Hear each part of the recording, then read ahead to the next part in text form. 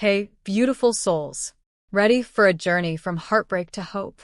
Tonight, we're diving deep into a story that'll tear your heart apart before putting it back together stronger than ever. This is the tale of Luna Silvermoon, a woman who learned that sometimes the cruelest rejection becomes the gateway to your greatest love. So grab your favorite blanket, maybe some tissues, and let me take you into a world where mate bonds can shatter, but souls can heal, and second chances can burn brighter than the full moon itself. Atmospheric music fades. Are you ready to feel everything? Because Luna's story starts with the kind of pain that changes you forever. Chapter 1. The ceremonial silver blade gleamed in Alpha Marcus Blackthorn's hand, its ancient runes pulsing with the power of 1,000 moon cycles. Luna Silvermoon stood before him, her heart hammering against her ribs as every member of the Shadow Peak Pack watched from the sacred circle. This was supposed to be the happiest night of her life. The claiming ceremony. The moment when Damon Nightfall, future alpha of the neighboring Crimson Ridge Pack, would accept their destined mate bond before both their peoples. Instead, she felt like she was drowning. Luna Silvermoon, Alpha Marcus's voice carried across the moonlit clearing. Step forward to receive your mate's claim. Her bare feet moved across the cool earth, the silk ceremonial dress her grandmother had worn decades ago flowing around her ankles. She could smell the burning sage, the nervous excitement of her packmates, and underneath it all, Damon's scent. Pine and leather, and something wild that had called to her wolf since they were teenagers. But tonight, something was wrong. Damon stood at the altar of twisted oak roots, his broad shoulders rigid beneath his formal black shirt. His dark hair caught the moonlight, and those storm-gray eyes that used to look at her like she hung the stars wouldn't meet hers. Damon Nightfall, Alpha Marcus continued, do you accept this woman as your destined mate, bound by blood, blessed by the moon? The silence stretched like a physical thing. Luna's wolf whimpered inside her chest, sensing the wrongness before her human heart could accept it. Damon's voice cracked. He lifted his head, and the pain in his eyes hit Luna like a physical blow. I cannot. Gasps rippled through both packs. Luna felt the world tilt. I cannot accept this bond, Damon said louder, his voice gaining strength even as it destroyed her. Luna Silvermoon, I reject you as my mate. The words hit her like silver bullets. The mate bond, that golden thread she'd felt connecting them since her 18th birthday, snapped with an audible crack that seemed to echo through the forest. Pain beyond description tore through her chest, and she staggered, her knees hitting the earth. No, she whispered then louder. No, you can't. Why? But Damon had already turned away, his jaw clenched, his hands fisted at his sides. The alliance between our packs will proceed through other means. This was a mistake. Luna's mother, Elena, rushed from the circle. Luna, darling. Don't. Luna struggled to her feet, her world spinning. The faces around her blurred, some sympathetic, others curious, a few cruel with satisfied smirks. She'd always been different, always been too wild, too outspoken for some of the traditional pack members' taste. But Damon was supposed to love her for those differences. Damon was supposed to be her forever. Alpha Marcus stepped forward, his expression grim. The rejection has been witnessed. Luna Silvermoon, you are released from all bonds to the Crimson Ridge Pack. Wait. Luna's voice came out stronger than she felt. She looked directly at Damon, whose back was still turned. Look at me. If you're going to destroy everything we had, at least look at me when you do it. Slowly, Damon turned. His face was carved from stone, but she caught the flash of agony he couldn't quite hide. It's done, Luna. Let it go. Let it go. She laughed, the sound sharp and broken. 5 years, Damon. 5 years of promises and plans, and her voice broke. Was any of it real? It was real. His voice was barely above a whisper. That's why I can't. He stopped himself, shaking his head. Goodbye, Luna. He walked away, his pack following. Just like that, the ceremony was over, and Luna's life as she'd known it lay in ruins at her feet. The Shadow Peak Pack began to disperse, some throwing pitying looks over their shoulders. Luna stood in the center of the sacred circle, moonlight streaming down on her like nature's spotlight for the world's cruelest show. Luna. Her father, Beta Thomas Silvermoon, approached cautiously. Come home. We'll figure this out.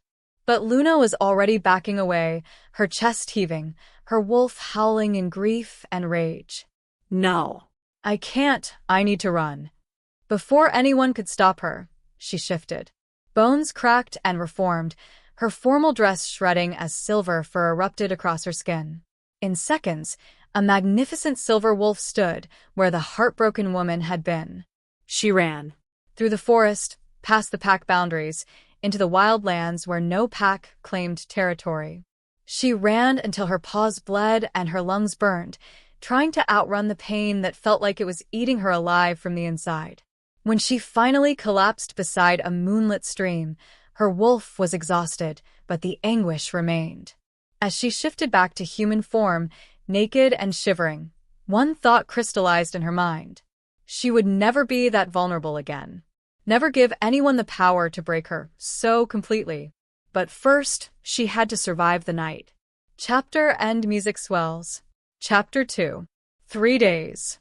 Luna had been wandering the neutral territories for 3 days, living off stream water and whatever berries she could find. Her stomach cramped with hunger, but food seemed impossible when grief sat like a stone in her throat. She'd shifted between human and wolf forms so many times that the change was starting to hurt, another sign that she was pushing her body beyond its limits. Werewolves weren't meant to live alone in the wild. They were pack animals, drew strength from community, from belonging, from bonds that apparently meant nothing. The sound of vehicles approaching made her scramble behind a cluster of pine trees. She peered through the branches as 2 black SUVs pulled up to the small clearing where she'd been resting. Her heart sank as familiar figures emerged. Her father, Thomas, Alpha Marcus, and behind them, looking haggard and furious, Damon. I can smell her, Damon said, his voice carrying on the wind. She's close. Good. Alpha Marcus's tone was businesslike. Luna, he called. We know you're here. Come out so we can discuss this rationally. Luna pressed herself closer to the tree trunk, her wolf snarling inside her chest. Rational? There was nothing rational about having your soul torn in half. She's scared, her father said quietly. Can you blame her? She's being foolish, Alpha Marcus replied. 3 days without proper food or shelter. She'll make herself sick. I'll talk to her. Damon stepped forward, and Luna's traitorous heart clenched at the concern in his voice. Luna, please. I know you're angry. Angry? Luna stepped out from behind the trees, her clothes torn and dirty, her silver hair wild with leaves and twigs. You think I'm angry? All 3 men turned toward her. Damon's sharp intake of breath at her appearance sent a bitter satisfaction through her. You look terrible, he said before he could stop himself. Good thing I'm not your problem anymore. She lifted her chin, channeling every ounce of Silvermoon pride her bloodline carried. What do you want? Alpha Marcus stepped forward. To bring you home. To help you through this transition. Transition? Luna laughed harshly. Is that what we're calling public humiliation now? Luna, her father's voice was gentle, you can't stay out here. You'll die. Maybe that would be easier. Don't. Damon's voice cracked like a whip. Don't you ever say that. Why do you care? She turned on him, 3 days of pain and rage boiling over. You made your choice. You rejected me in front of everyone who matters to us. So, why do you care if I live or die? Because he stopped, his jaw working. Because you're still pack. Still important. I'm nothing. The words tasted like ash. You made sure of that. Alpha Marcus cleared his throat. There is another option. Luna turned to him, suspicious. What kind of option? The Moonhaven pack up north. Alpha Kieran Ashworth is an old friend. His territory is expanding, and he's always looking for strong wolves to join his ranks. Marcus studied her carefully. You could start over. New pack, new life. You want to ship me off like damaged goods. We want you to heal, her father said softly. And maybe distance will help with that. Luna looked between the three of them. The alpha who'd watched her grow up, the father who loved her, and the man who destroyed her world. The man whose scent still made her wolf pace restlessly, even now. "If I go," she said slowly, "I don't come back. Not for holidays, not for ceremonies, not for anything. This pack becomes nothing to me." "Luna," Damon started. No. She held up a hand. "Those are my terms. Complete severance, or I take my chances in the wild." Alpha Marcus nodded grimly. "If that's what you need to heal, then yes. We'll arrange for your official transfer to Moonhaven. And my family?" Her father's eyes filled with tears. "We'll understand. We'll always love you, but we'll understand." Luna looked at Damon one last time. He was staring at her with an expression she couldn't read: pain, regret, something that might have been longing. For a moment, she thought he might say something, might explain why he'd torn their world apart. Instead, he turned away. "Then it's decided." Luna's voice was steady now, cold as winter moonlight. "I'll go to Moonhaven. But I want to leave tonight. I don't want to spend another second in territory that doesn't want me." 3 hours later, Luna sat in the passenger seat of Alpha Marcus's SUV as they drove north through the mountains. Her few belongings, clothes, photos, her grandmother's silver pendant, were packed in a small duffel bag in the back. She didn't look behind them as they left Shadow Peak territory. That life was over. The girl who'd believed in destined mates and happily ever afters had died in that sacred circle 3 days ago.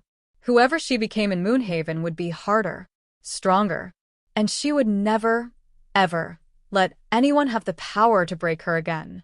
As the miles stretched between her and everything she'd known, Luna pressed her face to the window and watched the moon follow them north. It looked different somehow. Still beautiful, but distant. Like her heart. Chapter 3. The Moonhaven Pack territory stretched across the northern mountains like something from a fairy tale. Ancient pines towered towards star-scattered skies, and the air itself seemed to hum with old magic. As Alpha Marcus's SUV wound up the mountain road, Luna caught glimpses of cozy cabins nestled between the trees, warm light spilling from their windows. It was nothing like the formal stone buildings of Shadow Peak territory. This place felt alive. Wild. Free. "Almost there," Alpha Marcus said, glancing at her in the rearview mirror. She'd moved to the back seat an hour ago, needing space to think. Luna nodded, her stomach knotting with nerves. Starting over at 23 felt impossible. She'd never lived anywhere but Shadow Peak, never known any pack but her own. What if she didn't fit in here either? What if the Moonhaven wolves took one look at the reject from down south and decided she wasn't worth their time? The SUV pulled up to a massive log cabin that seemed to grow directly from the mountainside. Warm light poured from every window, and Luna could hear laughter, music, the comfortable sounds of pack life. "That's the pack house," Marcus explained as they climbed out. "Alpha Kieran lives there with his core family, but it's the heart of community life. Everyone's welcome." Before Luna could respond, the front door burst open, and a man emerged who commanded attention without trying. Alpha Kieran Ashworth was tall and broad-shouldered, with dark hair shot through with premature silver and the kind of presence that made other wolves instinctively straighten their spines. But his smile was warm, genuine, as he approached them. "Marcus, old friend." The two alphas embraced briefly. "And you must be Luna." Kieran's green eyes, unusual for a werewolf, studied her with surprising gentleness. "Welcome to Moonhaven." "Thank you for taking me in," Luna managed, her voice smaller than she'd intended. "Taking you in?" Kieran's eyebrows rose. "Luna, you're not a refugee. You're a Silvermoon, from one of the oldest bloodlines in North America. Any pack would be honored to have you." The casual respect in his voice made Luna's throat tight. When was the last time someone had spoken to her like she was valuable? "Let's get you settled," Kieran continued. "Then we'll introduce you properly." As they walked toward the pack house, a commotion erupted from the tree line. Luna spun toward the sound, her wolf instantly alert, as 3 figures emerged from the shadows. 2 were clearly Moonhaven wolves, She could scent the pack bond on them. But the third. Luna's breath caught. The man was enormous, even by werewolf standards, with shoulders that could carry the world and arms corded with muscle. His hair was dark as midnight, pulled back from a face that looked like it had been carved by angels and touched by devils. Sharp cheekbones, a strong jaw, and eyes the color of amber honey that seemed to see straight through her. But it was his scent that made her wolf sit up and take notice. Cedar and rain and something wild and untamed that called to the deepest part of her nature. Ash. Kieran called. Perfect timing. The giant, Ash, approached their group with fluid grace that shouldn't have been possible for someone so large. His amber eyes swept over Alpha Marcus, then settled on Luna with an intensity that made her shiver. "This is Asher Wild," Kieran said. "My beta and head of pack security. Ash, meet Luna Silvermoon." "Ma'am." Asher's voice was a low rumble that seemed to vibrate through her bones. He didn't offer his hand, but she caught him breathing deeply, scenting her. "Luna's joining us," Kieran continued. "I thought you could show her around tomorrow, help her get oriented." Something flickered across Asher's expression. Surprise, maybe, or something deeper. "Of course, Alpha."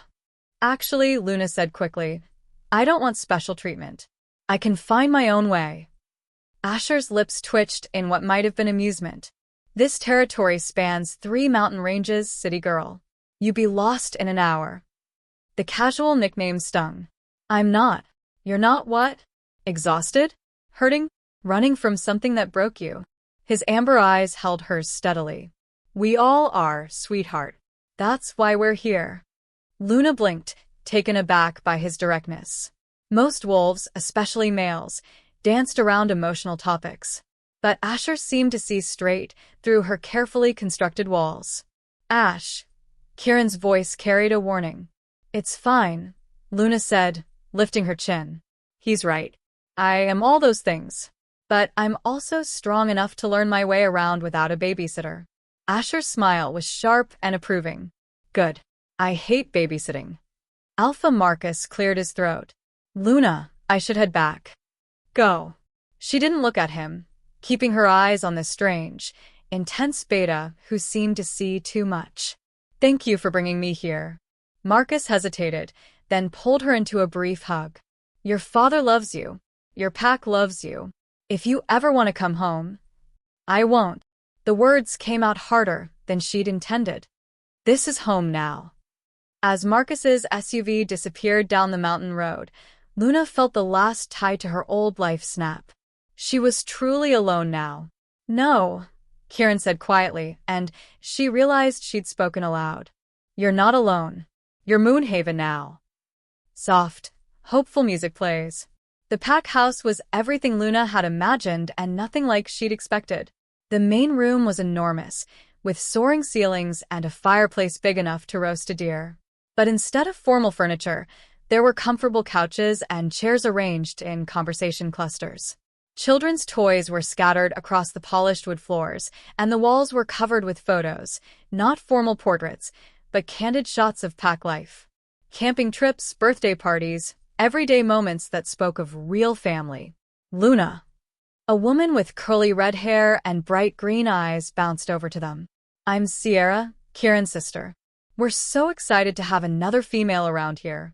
The testosterone levels were getting dangerous. Luna found herself smiling for the first time in days. "Thank you. I'm still figuring everything out." "Of course you are. Life's messy like that." Sierra's expression grew serious. "But you're safe here. That's a promise." Over the next hour, Luna was introduced to what felt like half the pack. There was Devin, Kieran's younger brother, who had their father's easy charm and their mother's wicked sense of humor. Marcus, not the alpha, but a burly warrior with kind eyes who ran the pack's construction business. Elena, a delicate-looking woman who turned out to be their best tracker. And a dozen others who welcomed her with genuine warmth. But through it all, she was aware of Asher watching her.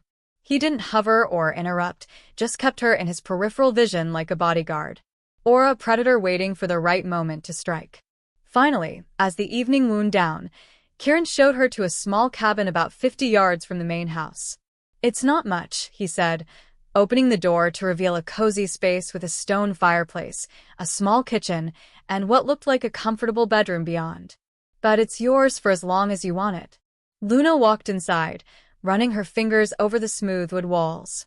Someone had stocked the kitchen with basics and left fresh wildflowers on the table. "It's perfect. Thank you. Get some rest. Tomorrow, Ash will show you around, and we'll start figuring out where your talents fit best." After Kieran left, Luna sat on the porch steps, looking up at the star-bright sky. For the first time since Damon's rejection, she felt something that wasn't pain. Hope, maybe, or at least the possibility of it. She was so lost in thought that she didn't hear the footsteps until a shadow fell across her. She looked up to find Asher standing at the bottom of the steps, hands in his pockets. "Settling in okay?" She nodded. "Your alpha is kind. He's a good man. Saved most of us, when we had nowhere else to go." Asher studied her face in the moonlight. "What's your story, Luna Silvermoon?" The question was casual, but she heard the steel underneath. This was the beta asking, the wolf responsible for pack security. "I was rejected by my intended mate," she said simply. "Publicly. So I left. That's the facts." "What's the story?" Luna was quiet for a long moment. Something about this man, his stillness, his directness, made her want to tell the truth. "I don't know. He never said why. Just stood there in front of both our packs and said he couldn't accept the bond. His loss." The words were matter-of-fact, without pity. "You don't even know me." Asher's amber eyes gleamed in the darkness. "I know enough. You're here instead of dead or crawling back home begging. That tells me everything I need to know about your character." He turned to go, then paused. "Luna, tomorrow's going to be overwhelming. New territory, new faces, new everything. If you need to tap out, just say so. No shame in taking breaks. I can handle it. I know you can. But sometimes the strongest thing you can do is admit when you need help." After he disappeared into the trees, Luna sat on the porch for another hour, thinking about amber eyes and unexpected kindness. Maybe, just maybe, she was going to be okay. Chapter end with contemplative music. Chapter 4. Luna woke to someone pounding on her door like they were trying to break it down. "Rise and shine, city girl." Asher's voice carried through the wood. "Daylight's burning." Luna squinted at the clock. 5:47 a.m. "Are you insane?" "Probably. You've got 10 minutes. She stumbled to the door and yanked it open.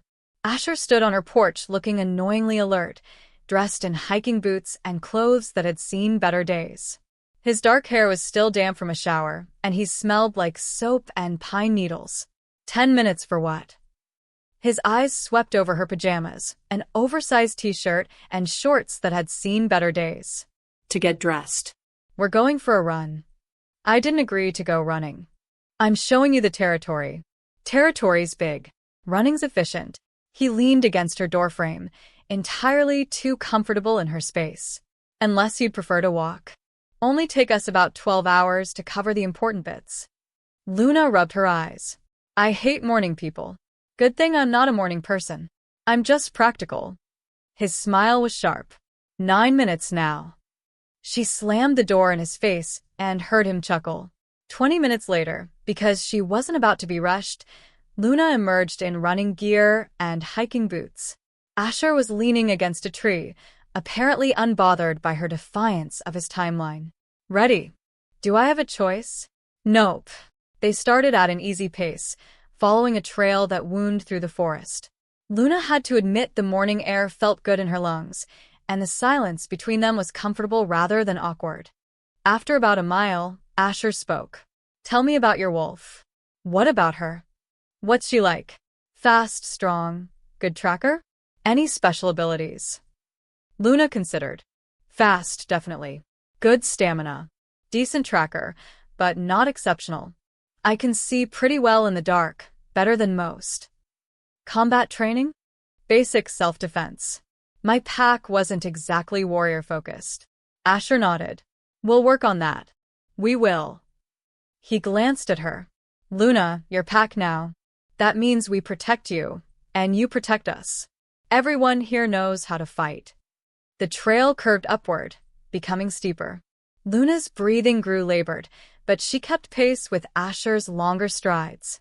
She was not going to be the weak link. There, Asher pointed to a rocky outcropping ahead. First landmark. They climbed to the top, and Luna gasped.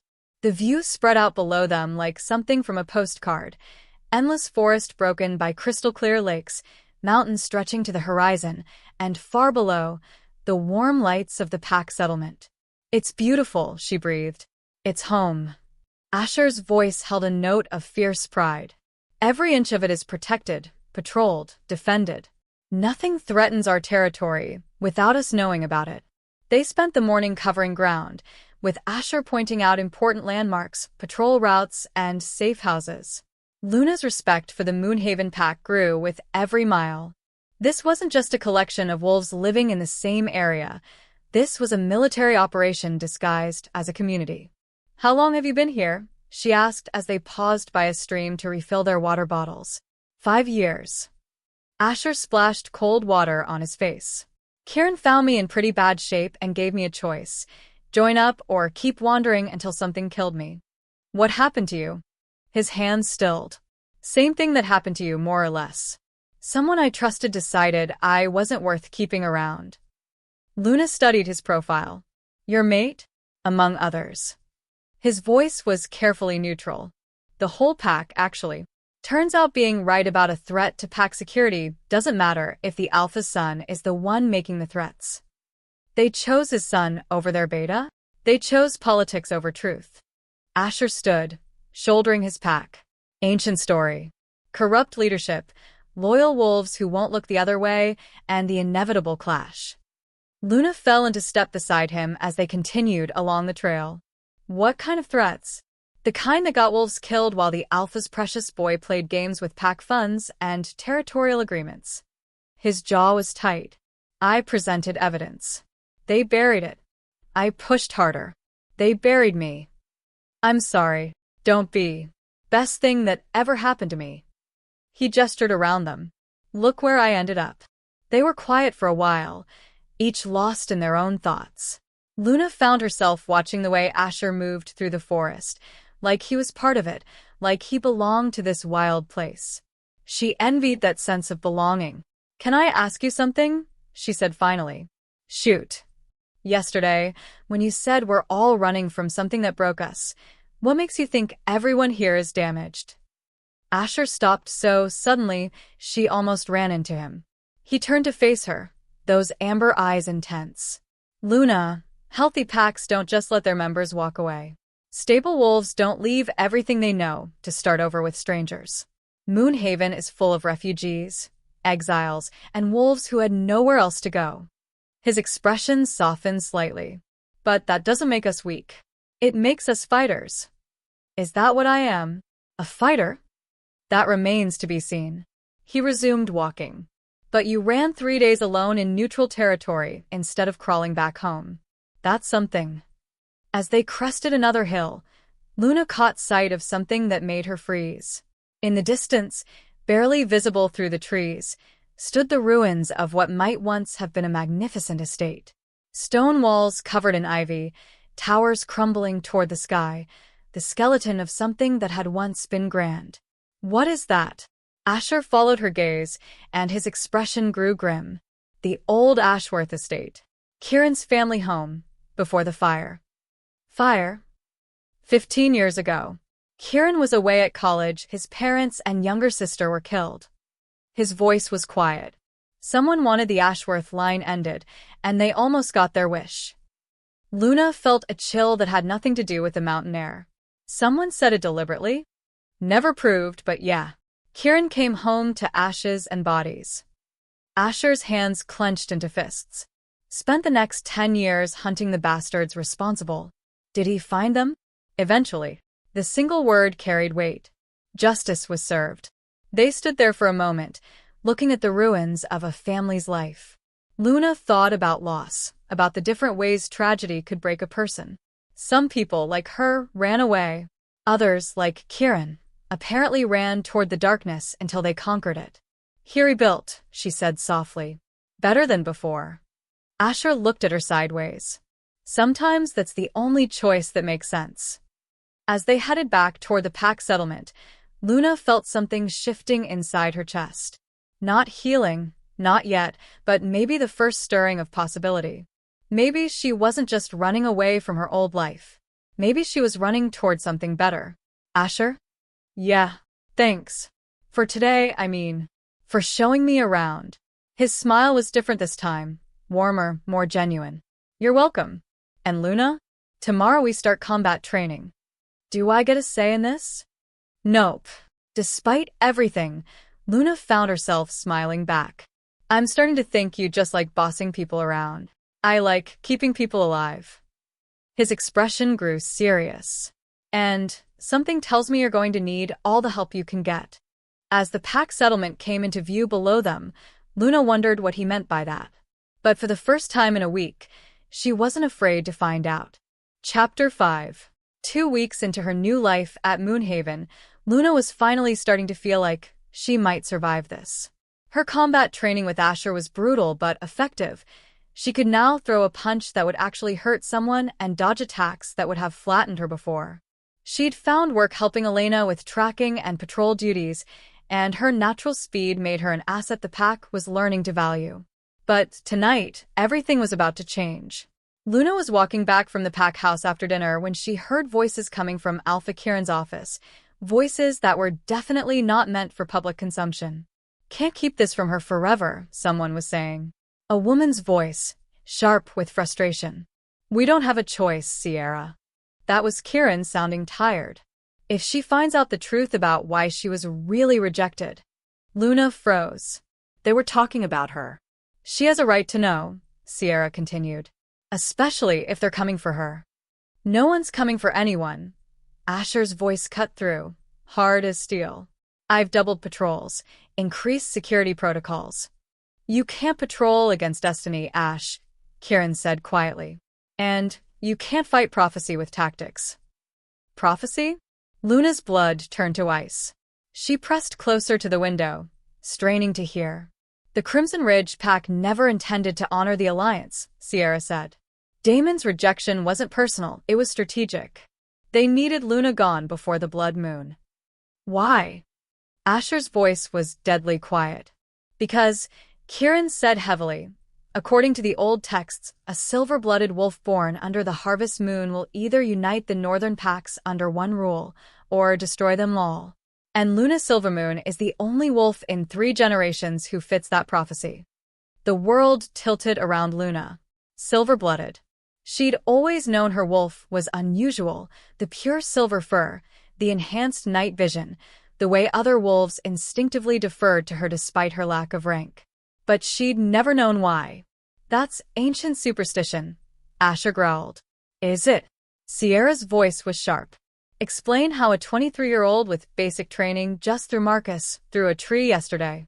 Explain how she can see in complete darkness. Explain how every wolf in this pack, including you, shows her throat when she's not even trying to dominate. Luna's hand flew to her neck, remembering. Yesterday's training session had gone wrong when Marcus, 250 pounds of solid muscle, had gotten too aggressive during sparring.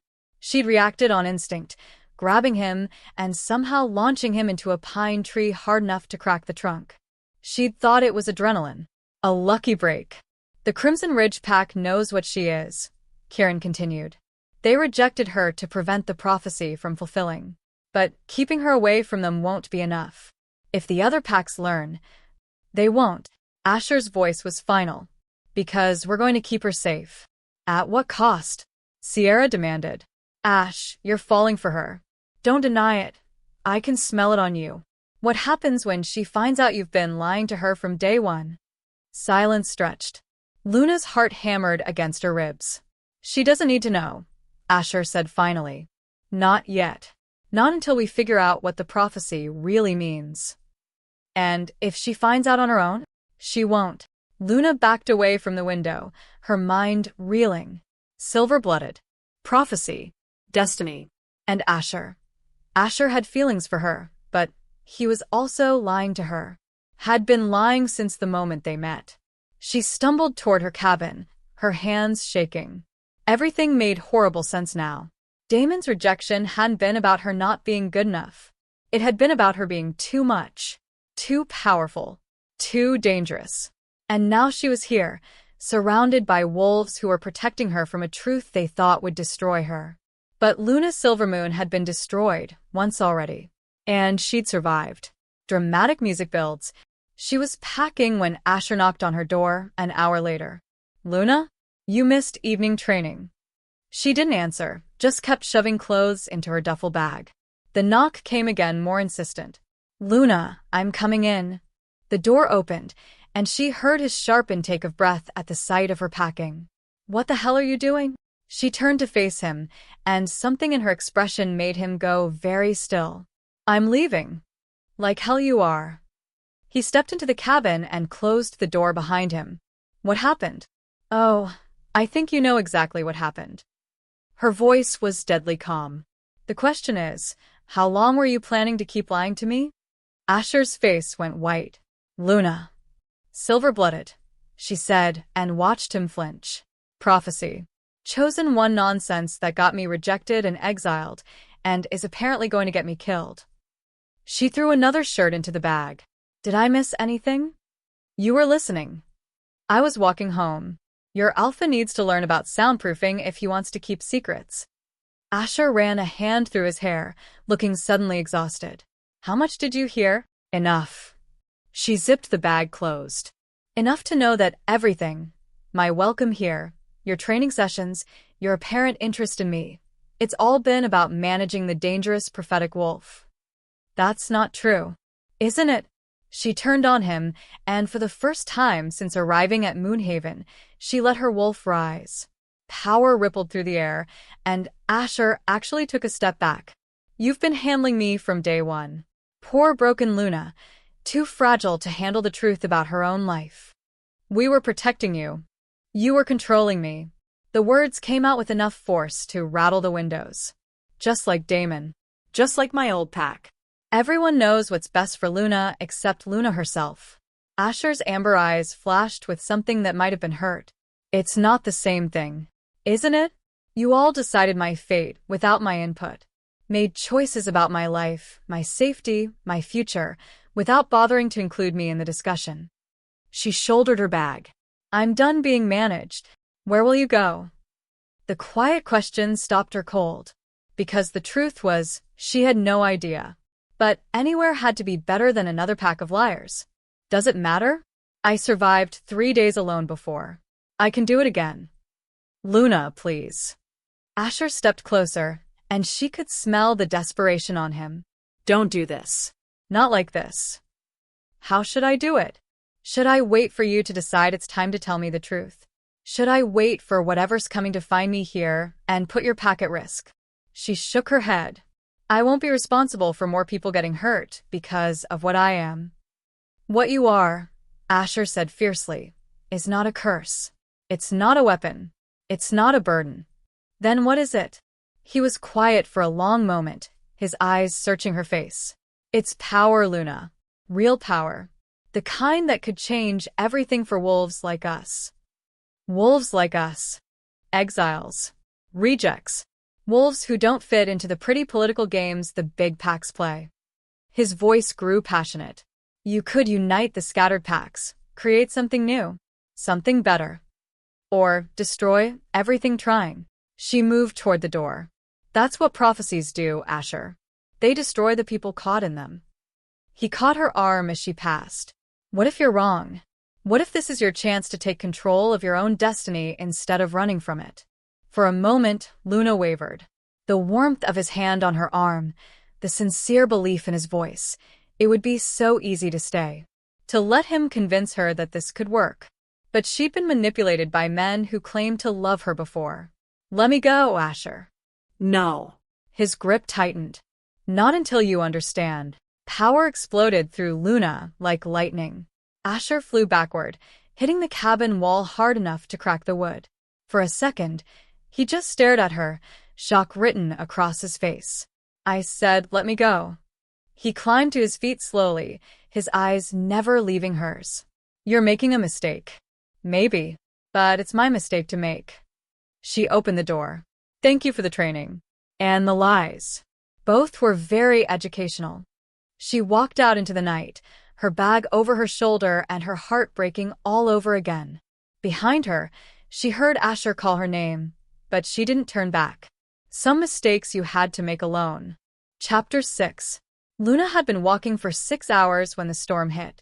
Rain lashed down from the black sky, turning the forest paths into treacherous streams. Lightning split the darkness, followed by thunder that seemed to shake the mountains themselves. Luna was soaked within minutes, her hair plastered to her skull, and her clothes clinging to her body. She should have shifted, let her wolf form handle the weather better. But shifting would mean being vulnerable if anything found her, and she couldn't shake the feeling that something was tracking her through the storm. Something that definitely wasn't friendly. She'd just found shelter under a rocky overhang when she heard it, the low, menacing growl that made every instinct she possessed scream danger. Luna spun around to find 3 wolves emerging from the tree line. Not normal wolves. These were massive, with eyes that glowed red in the lightning flashes and scars that spoke of battles fought and won. Rogue wolves, by the smell of them. Dangerous loners who'd been cast out of their packs for crimes she didn't want to think about. Well, the largest one said, shifting to human form. He was tall and lean, with stringy blonde hair and a smile that made Luna's skin crawl. What do we have here? Little wolf, all alone in the big scary woods. The other 2 flanked him, staying in wolf form but clearly intelligent. This was a coordinated hunt. I'm just passing through, Luna said, keeping her voice steady. I don't want any trouble. Trouble. The rogue laughed, the sound like breaking glass. Sweetheart, you are trouble. Do you have any idea how much the right people would pay for a silver-blooded wolf? Luna's blood froze. How could he possibly know? Oh yes, the rogue continued, seeing her expression. Word gets around, especially when there's a bounty involved. His smile widened. Someone wants you very badly, Luna's Silvermoon. And they're paying enough to make 3 desperate wolves very, very interested. Who? The word came out as a whisper. Does it matter? Money's money. He gestured to his companions. Now, you can come quietly, or we can do this the hard way. Your choice. Luna's mind raced. 3 against 1, and she was exhausted from hours of walking in the storm. Her combat training had been good, but these weren't sparring partners. These were killers. But she was tired of running, tired of being afraid, tired of letting other people control her fate. I choose option 3, she said, and let her wolf rise. The power that erupted from her was unlike anything she'd felt before. Not the controlled strength she'd shown in training, not the defensive burst she'd used on Asher. This was primal, overwhelming, the kind of force that could level forests. The rogue's confident expressions faltered. Oh, shit, the leader breathed. Luna shifted. Her wolf form had always been large for a female, but now she seemed to have grown. Silver fur rippled with unnatural light, and her eyes blazed like stars. She was magnificent, terrifying, powerful beyond measure. She was exactly what the prophecy had promised. The rogues attacked as one, but it was like watching children fight a natural disaster. Luna moved with impossible speed, her claws finding throats, her teeth crushing bones. She felt their fear, their shock at discovering just how outmatched they were. It should have been satisfying. Instead, as the last rogue fell, Luna shifted back to human form and immediately collapsed to her knees, retching. The power that had felt so intoxicating moments before now felt like poison in her veins. She'd killed 3 wolves without breaking a sweat, and the ease of it terrified her. Luna! She looked up through the rain to see Asher crashing through the underbrush, still in human form but moving within human speed. Behind him came Kieran, Sierra, and what looked like half the Moonhaven pack. Are you hurt? Asher dropped to his knees beside her, his hands hovering over her body, checking for injuries. I'm fine. Her voice came out hoarse. They're not. Kieran approached the bodies, his expression grim. Rogues. But organized ones. He looked at Luna. What did they want? Me. She accepted Asher's help getting to her feet, hating how her hands shook. Someone's offering a bounty. 4 silver-blooded wolves. The pack members exchanged dark looks. How many people knew you were here? Kieran asked quietly. No one, Sierra said immediately.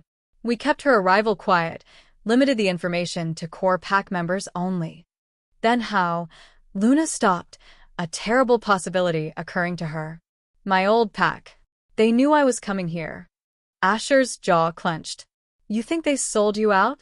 I think, Luna said slowly, someone really doesn't want me alive long enough to figure out what this prophecy means.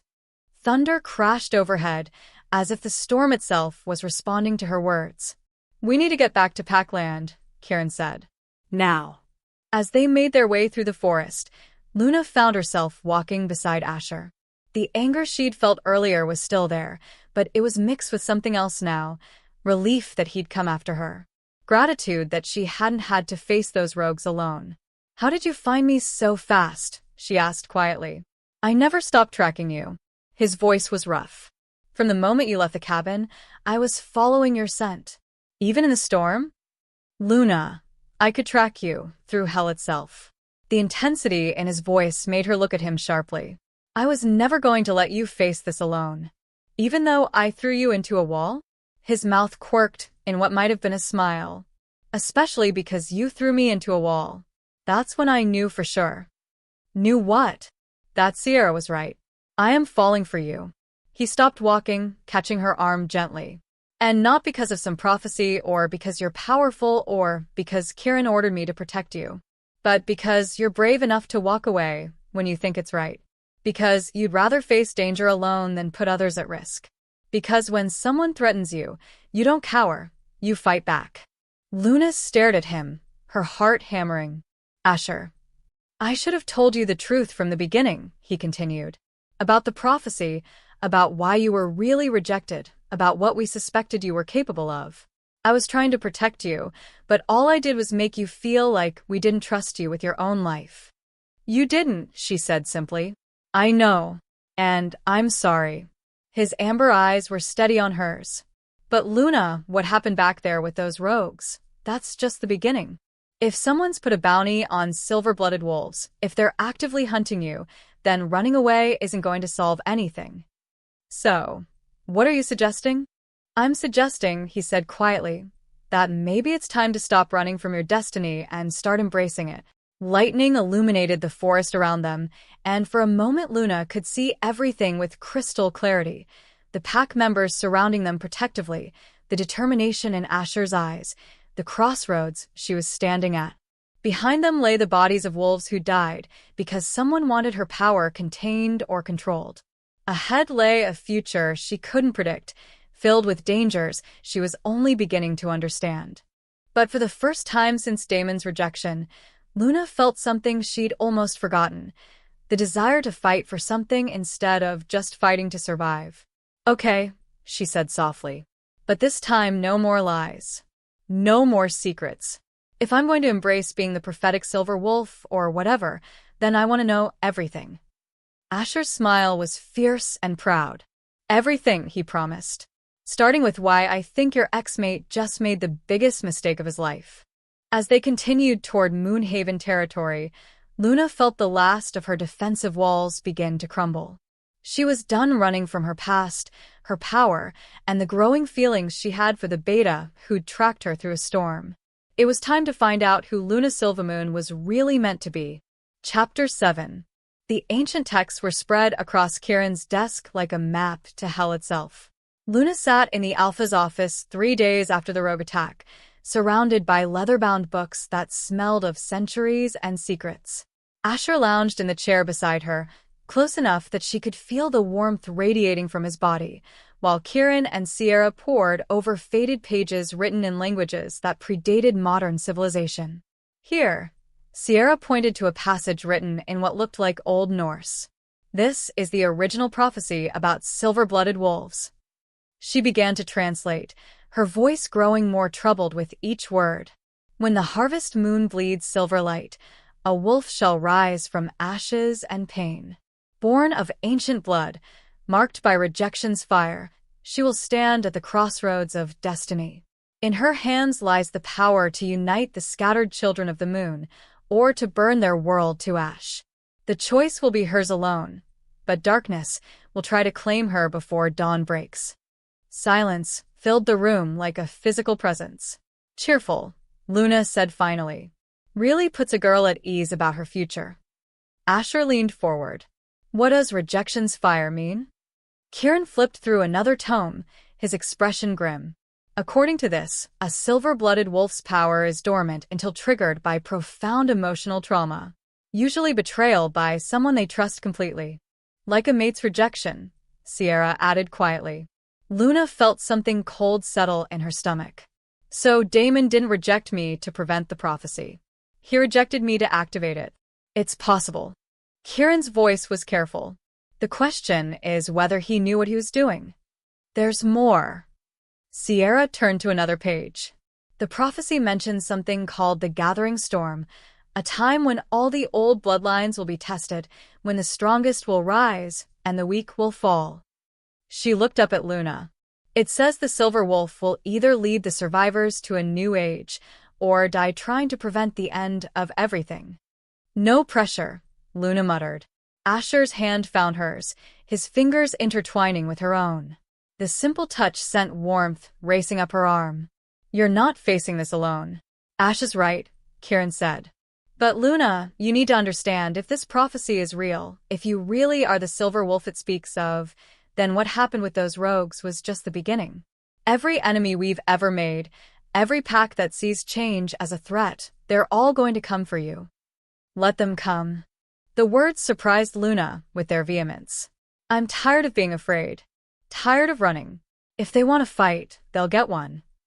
Something shifted in the air around them, power crackling like electricity before a storm. The books on Kieran's desk fluttered, and the window glass vibrated in its frame. Asher's grip on her hand tightened. Luna. She took a deep breath, pulling the power back under control. But she could see the effect it had on the others, the mixture of awe and wariness in their expressions. We need to start training her properly, Sierra said quietly. Not just combat, power management. If she's going to face what's coming, she needs to learn control. Agreed. Kieran closed the ancient book. But first, we have a more immediate problem. He walked to the window, gazing out at the pack settlement below. Word about the bounty is spreading. We've had 3 separate inquiries from traders wanting to know if we've seen any unusual wolves lately. And this morning, Devon spotted scouts from the ironclad pack near our eastern border. Luna's blood chilled. The ironclad pack was notorious for their brutality and their willingness to do anything for the right price. How long do we have? Asher asked. Days, maybe less. Kieran turned back to them. Which is why I've made a decision. Tomorrow night is the new moon, perfect for what I have in mind. Which is? Kieran's smile was sharp as a blade. We're going to bind Luna to our pack properly. A true bonding ceremony, not just the political alliance most packs settle for. Luna blinked. I'm sorry, what? A blood binding, Sierra explained, her eyes lighting up. It's an ancient ritual that creates unbreakable bonds between pack members. Once it's done, anyone who threatens you threatens all of us. And anyone who harms you faces the combined wrath of every wolf in Moonhaven. It also amplifies pack bonds, Kieran added. Makes communication stronger, instincts sharper. If there's going to be a war, we need every advantage we can get. Luna looked around the room, her heart hammering. And if I say no? Then you say no, Asher said immediately. But Luna, this isn't just about protection. It's about belonging. Really belonging, not just hiding out until the danger passes. She studied his face, seeing the hope there, the longing. He wanted her to stay.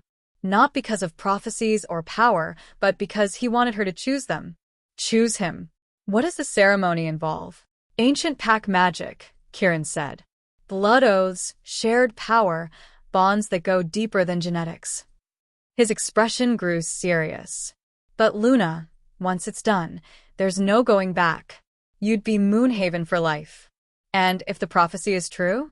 If I really am destined to either unite the packs or destroy them? Then you'll do it as one of us, Sierra said fiercely. Whatever happens, we face it together.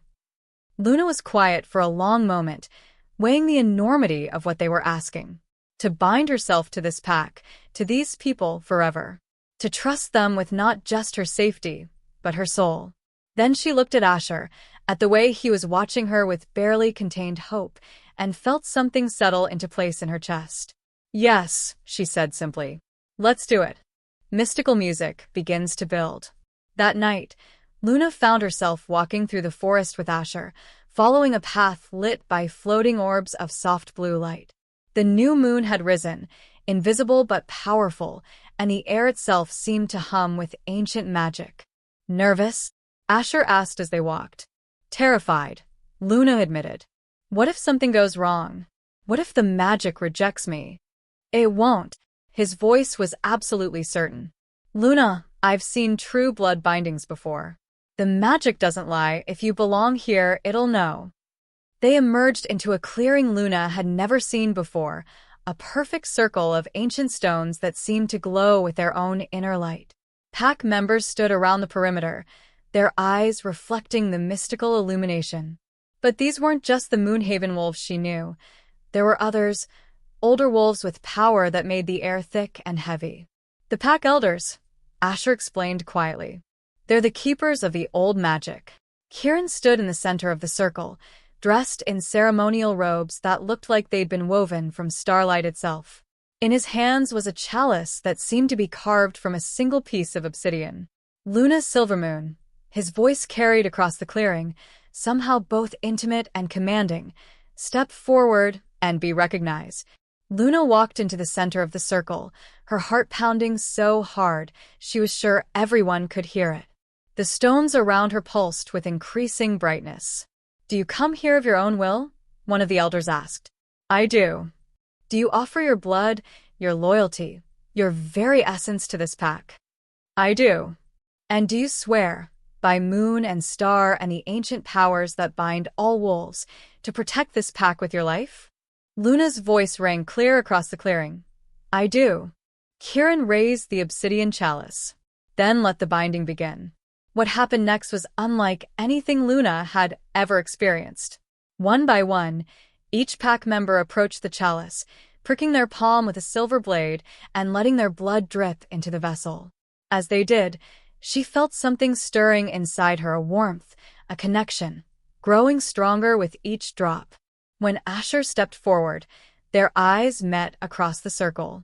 He drew the blade across his palm without hesitation, never looking away from her face. For Luna, he said quietly. For Pack. For family. His blood joined the others, and Luna gasped as power surged through her like lightning. She could feel him, feel all of them, their hearts beating in rhythm with hers. Finally, Kieran approached her with the chalice. Your blood completes the circle, he said. Your power binds us all. Luna took the silver blade with steady hands and drew it across her palm. The cut was shallow, but the blood that welled up seemed to glow with its own inner light. As it dripped into the chalice, the entire clearing exploded with power. Light poured from the stones, from the chalice, from Luna herself. She felt the pack bonds settling into place like puzzle pieces finding their home. Dozens of connections, threads of loyalty and protection and love that would endure until death and beyond. But there was something else, something unexpected. As the magic swirled around them, Luna felt another presence, older and vaster than anything she'd ever encountered. Child of Silver, daughter of Moon, a voice whispered in her mind. Your destiny approaches. Are you ready? I don't know, Luna whispered back. Good. The presence replied with what sounded like amusement. The wise are always uncertain. But know this, you will not face the darkness alone.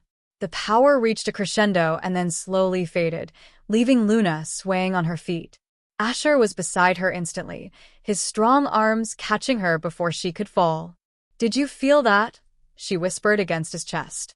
I felt everything, he murmured back. The bonds, the power, you. God, Luna, you're incredible.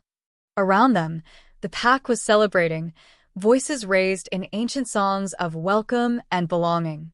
But Luna only had eyes for Asher, for the way he was looking at her like she'd hung the stars just for him. Asher, she began, but he shook his head. I know this isn't the time or place, he said quietly. I know you're still healing, still figuring out who you are now. But Luna, I need you to know, what I feel for you has nothing to do with prophecies or power or pack politics. Then what does it have to do with? His smile was soft and wondering. It has to do with the way you throw yourself into danger to protect people you barely know. The way you fight back when the world tries to break you. The way you make me want to be worthy of someone as brave as you. Before Luna could respond, he leaned down and kissed her forehead gently. Welcome home, Luna Silvermoon. As the celebration continued around them, Luna felt tears sliding down her cheeks. But for the first time in months, they weren't tears of grief. They were tears of joy. Chapter 8. Luna woke the next morning to sunlight streaming through her cabin windows and the unfamiliar sensation of absolute peace. The pack bonds hummed contentedly in the back of her mind, a dozen heartbeats synchronized with her own, a network of connection that made her feel less alone than she had in months. She stretched, wincing slightly as her muscles protested. The binding ceremony had been more physically taxing than she'd expected, but the exhaustion felt good. Earned. A soft knock at her door interrupted her thoughts. Luna? You awake? Come in, Asher.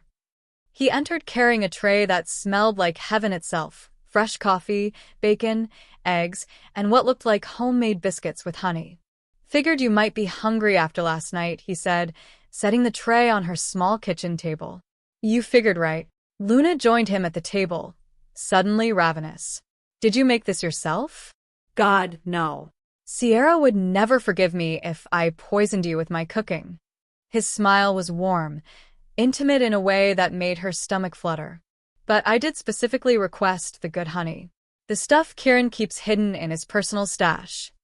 They ate in comfortable silence, the morning light painting everything golden. Luna found herself studying Asher's face, mapping the strong line of his jaw, the way his amber eyes crinkled slightly when he was content. What? He asked, catching her staring. Just this is nice. She gestured between them. Normal. I'd forgotten what normal felt like. Get used to it. We've got about 6 hours before the afternoon patrol briefing, and I plan to spend most of them sitting right here. Luna raised an eyebrow. Don't you have beta duties to attend to? My most important duty is making sure you're okay. His expression grew serious. The binding was intense last night. How are you feeling? Any side effects? I can feel everyone, Luna said, considering.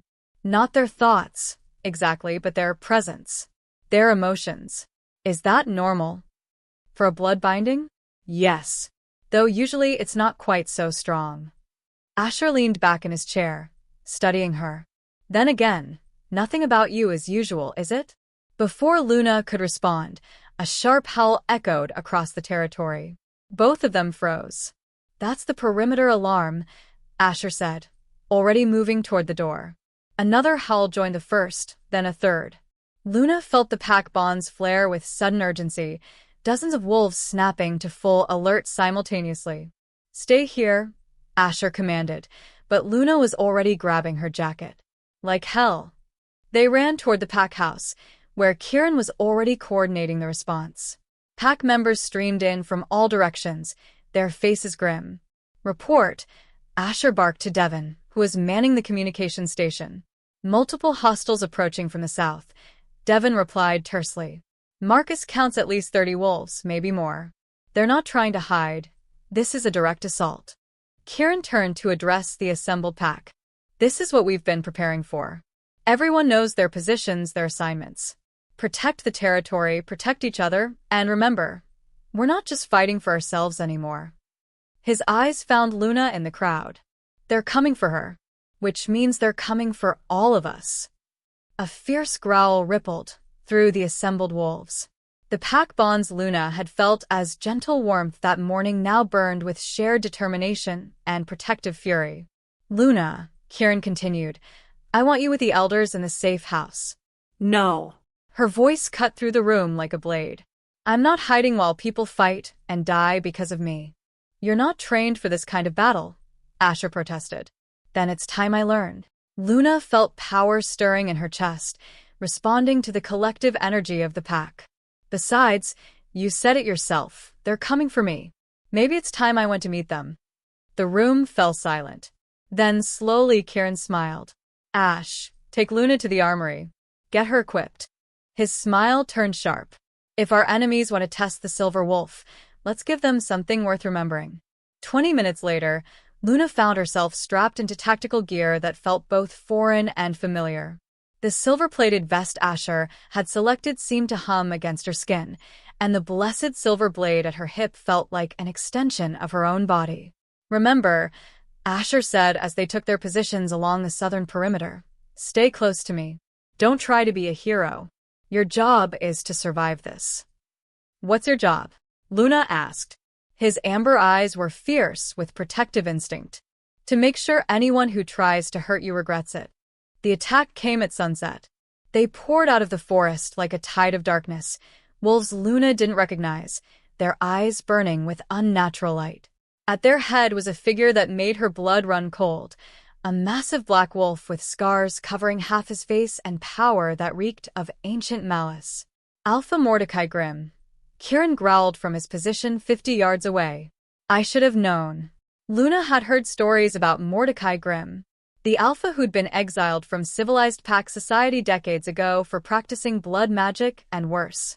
He'd gathered the outcasts, the rogues, the wolves too dangerous for normal packs to contain. And now he was here for her. The two forces met in the clearing with a sound like thunder. Wolf fought wolf under the dying light, the air filling with snarls and howls, and the metallic scent of blood. Luna found herself back-to-back with Asher, fending off attackers who seemed to come in endless waves. Her training kicked in dodge, strike, defend, but these weren't the controlled exercises she was used to. This was life and death, brutal and immediate. Luna. Asher's warning came just as massive jaws snapped at her throat. She rolled aside, her silver blade finding the attacker's ribs, and felt a savage satisfaction as he dropped.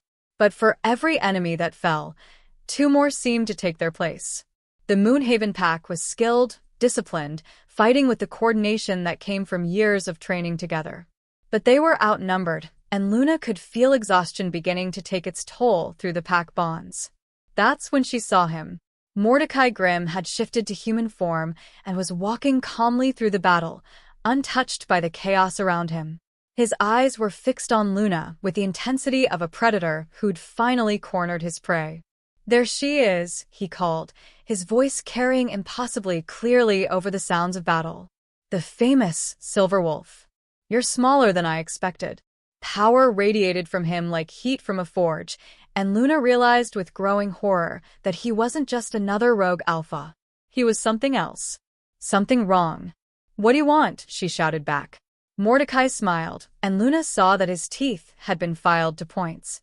What I've always wanted, little wolf. Power. And you, dear girl, are going to give it to me. He raised his hands, and dark energy crackled between his fingers. Luna felt the pack bonds suddenly constrict, as if invisible chains were wrapping around every member of her new family. Blood magic. He was using blood magic to bind her pack, to make them helpless. The old prophecies speak of great power in silver blood. Mordecai continued, his voice growing stronger as the magic built. Power that can be taken, transferred, consumed. I've spent decades learning how. Horror filled Luna as she understood. He didn't just want to kill her. He wanted to steal her power, drain it from her while she was still alive. Around the clearing, Moonhaven wolves were dropping to their knees, caught in Mordecai's magical trap. Asher fought against it, his face twisted with effort, but even he was being forced down. Let them go, Luna said, stepping forward. Your fight is with me. My fight, Mordecai replied, is with destiny itself. And you, my dear, are going to help me rewrite it. The dark magic reached for her, seeking to bind her as it had the others. But instead of resisting, Luna did something that surprised them both. She opened herself to it, let it flow into her, through her, and then she changed it. The darkness hit her power and transformed, becoming something else entirely. Silver light exploded outward from where she stood, shattering Mordecai's blood magic like glass. The pack bond snapped back into place, stronger than ever. Around the clearing, Moonhaven wolves regained their feet, their eyes blazing with renewed determination. But Luna wasn't done. Power poured through her like a river of starlight, and for the first time since her rejection, she felt complete. This was what she was meant to be. This was her destiny. "You want power?" she called to Mordecai, whose confident expression was rapidly changing to alarm. "Let me show you real power." The silver light intensified, and Luna felt herself changing, becoming something more than just a wolf. Something that could unite packs or destroy them. Something that could remake the world. Chapter 9. The silver light pouring from Luna's body illuminated the battlefield like a second sun.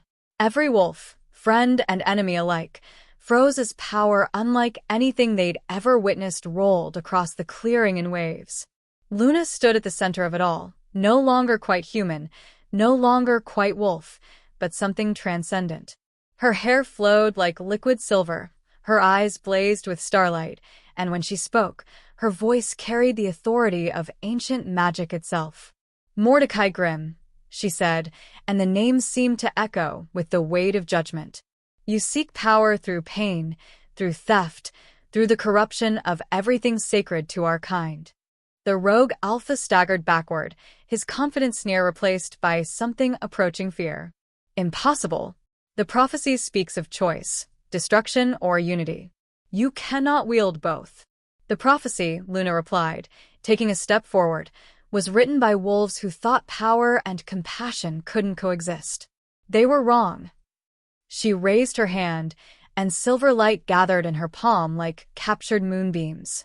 But instead of attacking, she did something that stunned everyone present. She offered mercy. "I can feel the pain that drove you to this," she said to Mordecai, her voice gentling. "The rejection, the exile, the years of believing you were worthless. I know that pain intimately." Mordecai's scarred face twisted. "You know nothing. I know everything." Luna's power pulsed, and suddenly the entire clearing could feel what she felt. Not just her current strength, but the raw agony of Damon's rejection, the months of self-doubt, the nights spent believing she was broken beyond repair.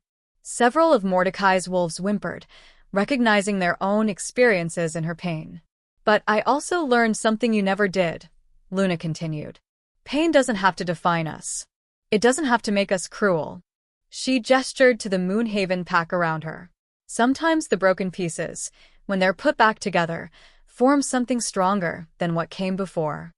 "Pretty words," Mordecai snarled, but his voice lacked its earlier conviction. "But words won't change what I've become." "No," Luna agreed sadly. "Only you can do that." The silver light in her palm intensified, and for a moment, everyone thought she was preparing to strike. Instead, she opened her hand and let the power flow outward, not as a weapon, but as an offering. Pure healing energy, tinged with forgiveness and hope. It washed over Mordecai like a tide, and the change was immediate and shocking. The unnatural darkness that had clung to him for decades began to dissolve. The malice in his eyes flickered, replaced by something dangerously close to wonder. "I can't," he whispered, tears cutting tracks through the grime on his face. "The things I've done can't be undone," Luna finished gently. "But they don't have to define what you do next." For a heartbeat, transformation seemed possible. Redemption hung in the air like a promise. Then Mordecai's expression hardened again, and he struck. The attack came without warning, not physical, but magical, a concentrated blast of corrupted power aimed directly at Luna's heart. It should have shattered her defenses, should have torn through her newfound strength like paper. Instead, it hit Asher. He'd thrown himself between them at the last second, his face grim with determination. The dark magic caught him full in the chest, sending him flying backward to crash against a tree with a sound like breaking bones. No! Luna's anguished scream shattered the night. The silver light around her exploded outward with devastating force. This time there was no mercy, no offer of redemption. This time there was only the fury of a wolf whose mate had been threatened. Because that's what Asher was, Luna realized as power beyond measure coursed through her veins. Not just the man she was falling for, not just the beta who'd shown her kindness. He was her mate, true mate, soul mate, the other half of her heart that she'd been too afraid to acknowledge. And someone had just tried to take him from her. The blast of power hit Mordecai with the force of a falling mountain. He didn't even have time to scream before it consumed him, reducing the rogue alpha to nothing more than ash scattered on the wind. His followers, seeing their leader destroyed, fled into the forest. But Luna barely noticed. She was already running toward Asher's motionless form, the silver light flickering and dying as panic replaced rage. Asher. She dropped to her knees beside him, her hands hovering over his body, afraid to touch him. Blood trickled from the corner of his mouth, and his breathing was shallow, labored. Is he? Kieran appeared at her shoulder, his face grim. Alive, Luna said, though the word came out like a prayer. He's alive, but barely. Asher's amber eyes fluttered open, focusing on her face with obvious effort. Luna, he whispered. You okay? Me? Tears were streaming down her face. You idiot. You threw yourself in front of a magical attack for me. His smile was weak but genuine. Worth it. Had to protect my mate. The words hit Luna like a physical blow. Your mate? Can't you feel it? Asher's hand found hers, his grip surprisingly strong. The bond. Been there since the first night you arrived. Just took us both a while to recognize it. Luna concentrated, looking past the panic and fear, and there it was, a golden thread connecting her heart to his. Not the broken, jagged remains of her bond with Damon, but something new and whole and perfect. I feel it, she whispered. But Asher, you're hurt. The magic will heal, he said firmly. Eventually. Luna, look at me. She met his eyes, seeing absolute certainty there. I love you, he said simply. Not because of prophecies or power or pack politics. I love you because you're brave enough to offer mercy to your enemies. Because you'd rather face danger alone than put others at risk. Because you make me want to be worthy of someone as incredible as you. You are worthy, Luna said fiercely. You're the most worthy man I've ever known. Then prove it, Asher said with a ghost of his usual commanding tone. Accept the mate bond. Choose us. Choose this. Around them, the Moonhaven pack had formed a protective circle, giving them privacy while keeping watch for any remaining threats. Luna could feel their hope through the pack bonds, their desperate wish for their beta to be okay, for their newest member to find the happiness she deserved. But more than that, she could feel the rightness of this moment. After months of running from her past, of being afraid to trust, of believing she was broken, here was her future. Here was home. I choose you, she said, leaning down to press her forehead against his. I choose us. I choose this life, this pack, this love that terrifies me and makes me stronger all at once. The mate bond flared to life between them, golden and warm and unbreakable. Luna felt Asher's pain as her own, but also his love, his absolute devotion, his unwavering belief in her worth. Always knew you were too stubborn to let me die, he murmured, and she could hear the strength returning to his voice as their bond strengthened. Don't you dare, she warned, but she was smiling through her tears. We have a lifetime of arguments ahead of us. I'm not letting you skip out early. Tender, hopeful music plays. Chapter 10. 3 weeks later, Luna stood on the balcony of the pack house, watching the sun rise over the mountains she now called home. The events of the battle felt like a lifetime ago, though the changes it had wrought were still settling into place. Asher's injuries had healed completely, faster than anyone had expected, thanks to their mate bond. The magical attack that should have killed him had instead revealed something unexpected. Their bond was powerful enough to share not just emotions, but healing itself. Luna's silver-blooded abilities, it seemed, extended to protecting those she loved. Behind her, the door opened and warm arms wrapped around her waist. "Morning," Asher murmured against her neck, and she could hear the smile in his voice. "Good morning." She leaned back against his chest, marveling at how perfectly they fit together. "Sleep well?" "Better than I have in years." His lips found the sensitive spot just below her ear. "Having my mate in my arms tends to have that effect." Luna turned in his embrace, studying his face in the golden morning light. The sharp angles of his cheekbones, the amber eyes that saw straight through her defenses, the mouth that could be hard as steel or soft as silk depending on what she needed. "Any regrets?" she asked quietly. "About which part? Falling for a prophetic silver wolf? Getting blasted with dark magic? Or binding myself to a woman who could probably bench press a truck?" "All of it." Asher's expression grew serious. "Luna, 3 weeks ago I was a beta with no pack bonds, no family except the one I'd chosen, and no hope of ever finding someone who could see past the scars I carry." He cupped her face in his hands. "Now I have a mate who chose me not despite my damage, but because we're both strong enough to heal together. So no, sweetheart. No regrets." Before Luna could respond, a commotion erupted from the forest below. They both turned to see a group of wolves emerging from the tree line, but these weren't enemies. Luna recognized the formal pack regalia, the careful approach that spoke of diplomatic intentions. "Expecting visitors?" she asked. Asher's expression had gone carefully neutral.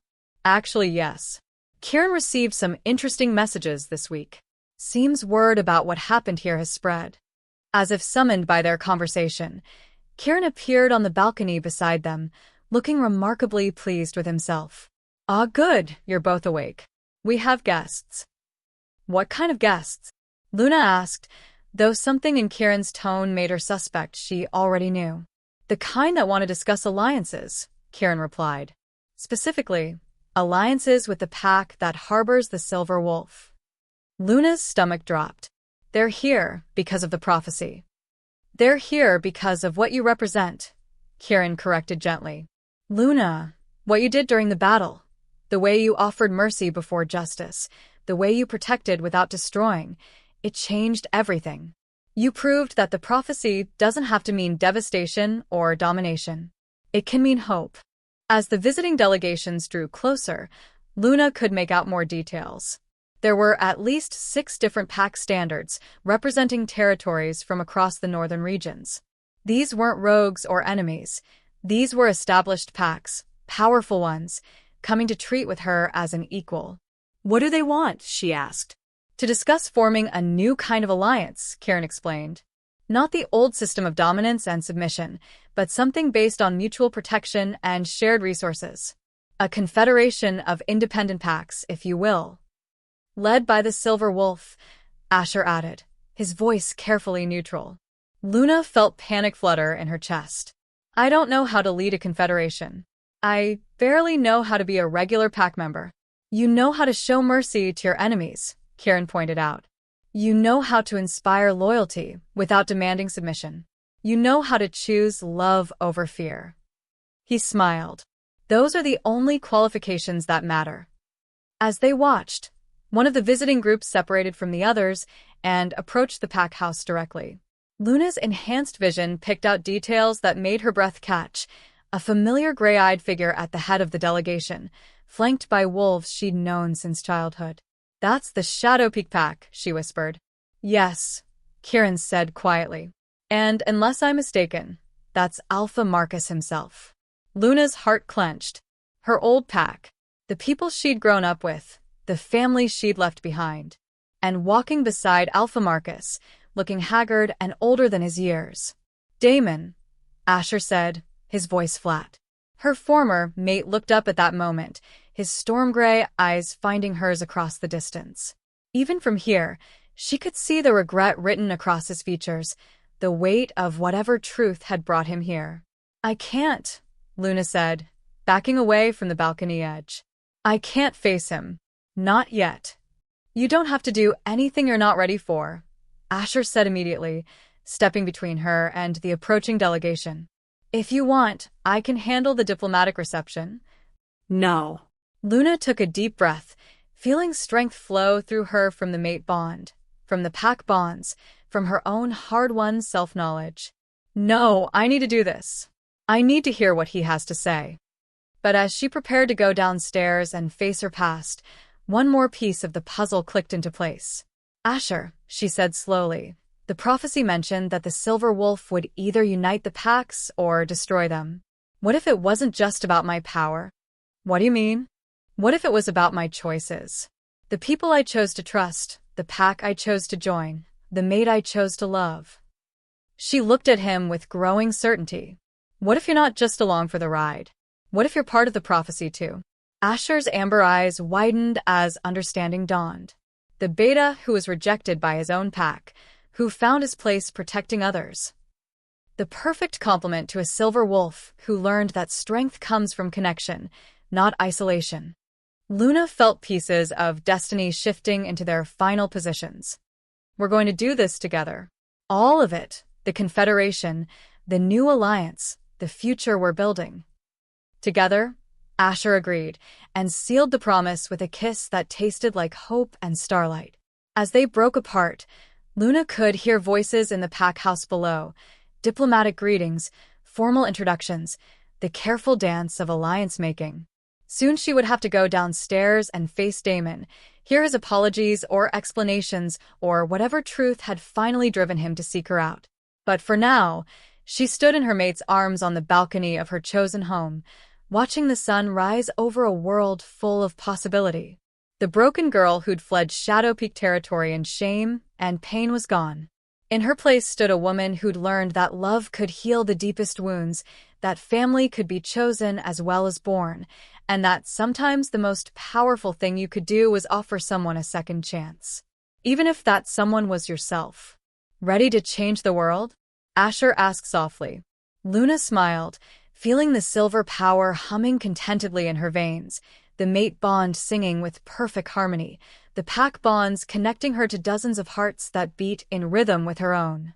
With you, I'm ready for anything. Chapter 11. The great hall of the pack house had been transformed for the occasion. Ancient banners representing dozens of northern packs hung from the rafters, and the massive oak table in the center was surrounded by alphas who commanded territories stretching from the Arctic Circle to the Great Lakes.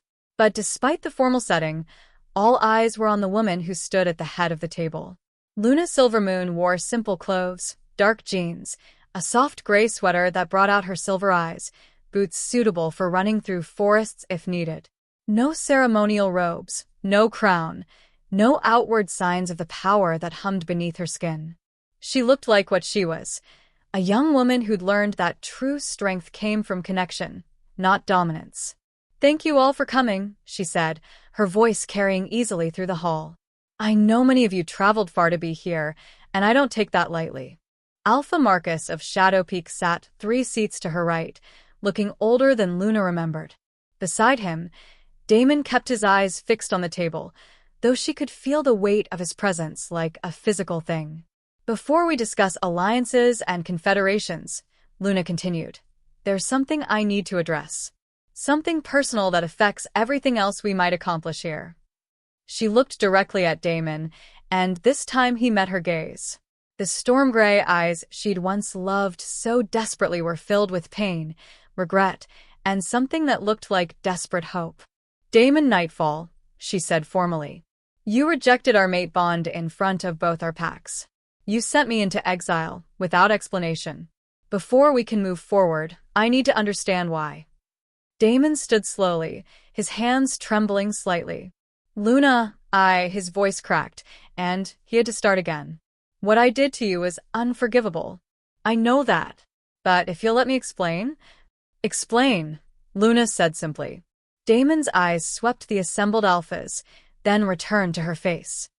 3 days before our claiming ceremony, I received a visit from someone claiming to represent the old families, the bloodlines that trace back to the original packs. They knew about your heritage, about what you were capable of becoming. Luna felt Asher tense beside her, his protective instincts flaring through their mate bond. They told me, Damon continued, his voice growing stronger, that if I claimed you as my mate, if I helped you embrace your power, it would trigger a war that would destroy everything. They said the only way to prevent catastrophe was to reject you publicly, to force your power to remain dormant. And you believed them? Luna's voice was carefully controlled. I was 24 years old, about to become an alpha, terrified of making the wrong choice. Damon's hands clenched into fists. They showed me prophecies, ancient texts, visions of burning packlands, and thousands of dead wolves. They said your power would corrupt you, turn you into something monstrous. So you chose to break me instead. There was no accusation in Luna's voice, just sad understanding. I thought, Damon's voice broke completely. I thought if I rejected you cleanly, quickly, you'd hate me, but you'd be safe. You'd live a normal life with a normal mate, and the prophecy would never come to pass. Instead, your rejection activated my power anyway, Luna said quietly, just like the prophecy said it would. I know that now. Tears were streaming down Damon's face. I've spent every day since the rejection learning the truth about those texts, about the people who manipulated me. Luna, they weren't trying to prevent a war. They were trying to start one. A murmur rippled through the assembled alphas. This was news to most of them. The old families wanted you isolated, powerless, alone, Damon continued. They knew that a silver-blooded wolf who found love, who had pack support, who embraced her gifts willingly, would be impossible to control. So they arranged for you to be rejected, exiled, broken, thinking that when your power eventually surfaced, it would be twisted by pain and rage. But it didn't work that way, Alpha Kieran observed. No, Damon said, looking at Luna with something like awe, because Luna is stronger than any of us imagined. She found love anyway. She chose healing over revenge. She became everything the prophecy promised and nothing they feared. Luna was quiet for a long moment, processing everything she'd heard. Around the table, the other alphas waited respectfully for her response. Finally, she spoke. Damon, what you did still hurt me. Still broke something in me that took months to heal. Her voice was steady, sure. But I understand why you made that choice. And I understand that we were both victims of people who saw us as pawns in their political games. She stood, moving around the table until she was directly in front of him. I forgive you, she said simply. Damon's knees buckled, and he had to grip the table for support. Luna. But, she continued, forgiveness doesn't mean going back. It doesn't mean pretending the past didn't happen. You made your choice based on fear, and I've made mine based on love. She glanced at Asher, who was watching with proud, protective eyes.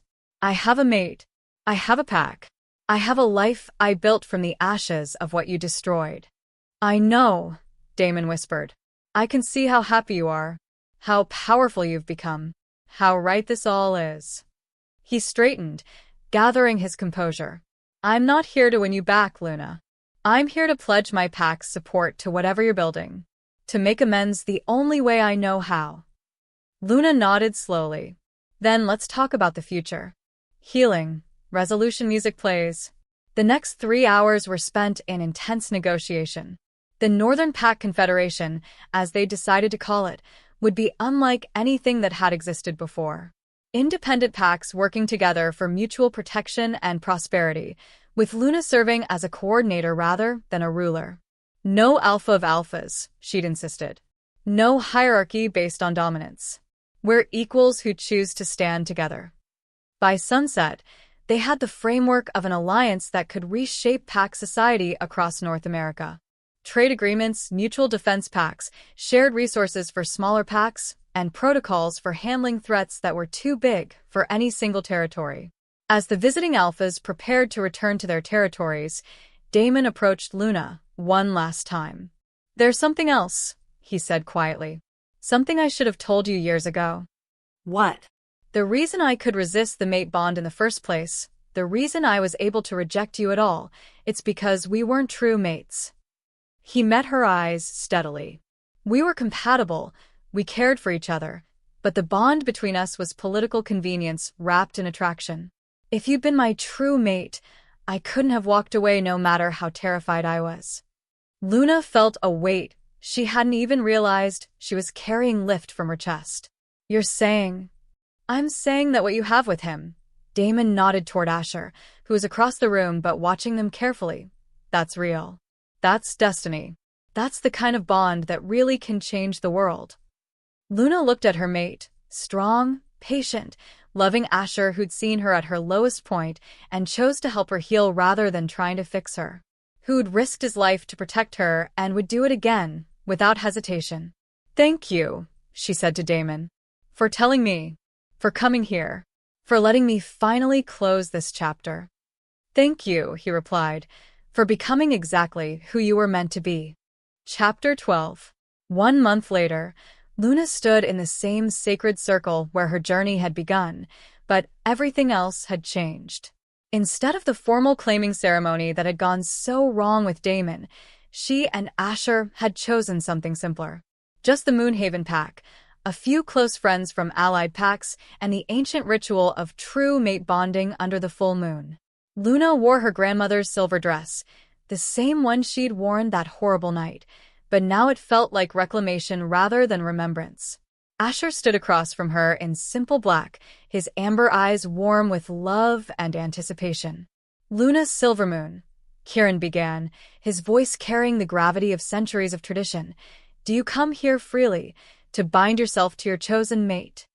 I do, Luna replied, her voice ringing clear across the clearing. Asher Wild, do you come here freely, to bind yourself to your chosen mate? I do, Asher said, his eyes never leaving Luna's face. Then let the moon witness what your hearts have already chosen. The ceremony was beautiful in its simplicity. No political negotiations, no pack alliances to consider, just two people who'd found each other in the darkness and chosen to build a life together. When they exchanged vows, Luna felt the golden mate bond that had been growing between them for months solidify into something eternal and unbreakable. I promise, she said, to choose you every day, to trust you with my fears and my strength, to build something beautiful with you from whatever the world throws at us. I promise, Asher replied, to stand beside you, not behind or in front, to see you as you truly are and love every facet, to be your partner in all things, from the mundane to the magical. When they kissed, silver light erupted around them, not the overwhelming power Luna had wielded in battle, but something softer, warmer. The light of two souls recognizing their perfect match.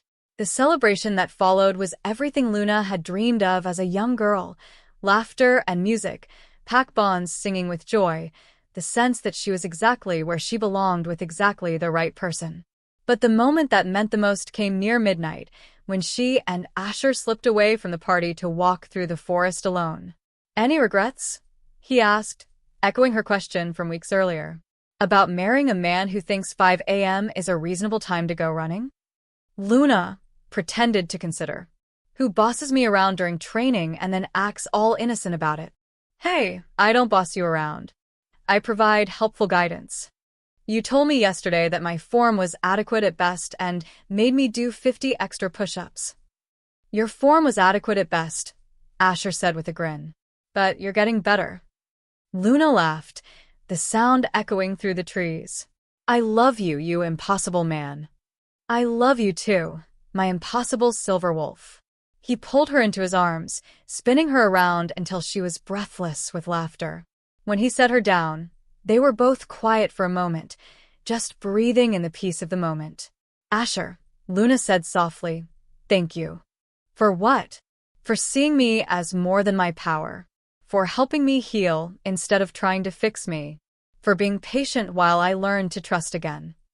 She cupped his face in her hands. For being exactly what I needed, even when I didn't know what that was. Thank you, he replied, for choosing to stay. For building something beautiful from the wreckage. For showing me that sometimes the best things come from the most unexpected places. They kissed again, slow and sweet under the watching stars, and Luna felt her future spreading out before them like an endless path of possibilities. Tomorrow there would be Confederation business to handle, pacts to coordinate, the ongoing work of building something new and better from the fragments of the old system. There would be challenges, setbacks, probably more enemies who didn't want to see the established order change. But tonight, she was Luna Wild, mated to a man who loved every scarred, powerful, imperfect piece of her. She was part of a pack that had welcomed her when she had nothing to offer but heartbreak and determination. She was the silver wolf of prophecy, but more importantly, she was a woman who'd learned that destiny was something you created, not something that happened to you. Ready to go home, Mrs. Wilde? Asher asked with a smile that made her heart skip. Lead the way, Mr. Wilde, Luna replied. We've got a future to build. Epilogue. 5 years later, Luna Wilde stood on the observation deck of the Confederation headquarters, watching as representatives from 43 packs gathered in the valley below for the annual Northern Alliance Summit. What had started as a desperate alliance between a few struggling packs had grown into something that was reshaping werewolf society across the continent. Mama, look what I drew. Luna turned as a small tornado in the form of a 4-year-old girl with dark hair, and her father's amber eyes came racing toward her, waving a piece of paper. Let me see, sweetheart, Luna said, scooping up her daughter Elena, named for the mother Luna barely remembered, and the tracker, who'd become one of her dearest friends.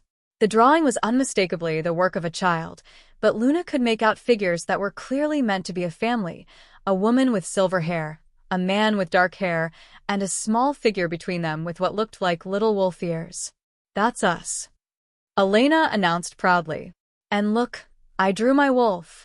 Luna's breath caught. Elena was too young to shift yet, but pack children often showed signs of their wolf nature early. The little ears Elena had drawn on her stick figure self-glowed with a faint silver light, visible only to someone with Luna's enhanced sight. Another silver-blooded wolf. The gift would pass to the next generation. It's beautiful, baby girl, Luna said, hugging her daughter close. Should we go show Daddy? He's in the boring meeting, Elena said with 4-year-old disdain. With all the alpha people. The alpha people are very important, Luna said diplomatically. They help keep all the wolf families safe. Are you an alpha people, Mama? Luna considered the question. Officially, she held no title within the Confederation structure. She'd insisted on that from the beginning. But in practice, her word carried weight that alpha commands couldn't match. She was the silver wolf, the bridge builder, the one who'd proven that power could be used to heal rather than harm. I'm whatever the packs need me to be, she said finally. Just like you'll be someday. Elena nodded solemnly, as if this made perfect sense to her young mind. The sound of approaching footsteps made them both turn. Asher emerged from the main building, looking gloriously rumpled from a long day of diplomatic negotiations. At 32, he'd grown even more handsome, his dark hair now showing the first hints of silver that came early to werewolves in high-stress positions. There are my girls, he said, opening his arms. Elena launched herself at him with a squeal of delight. Daddy, I drew a picture. Did you? Let me see this masterpiece.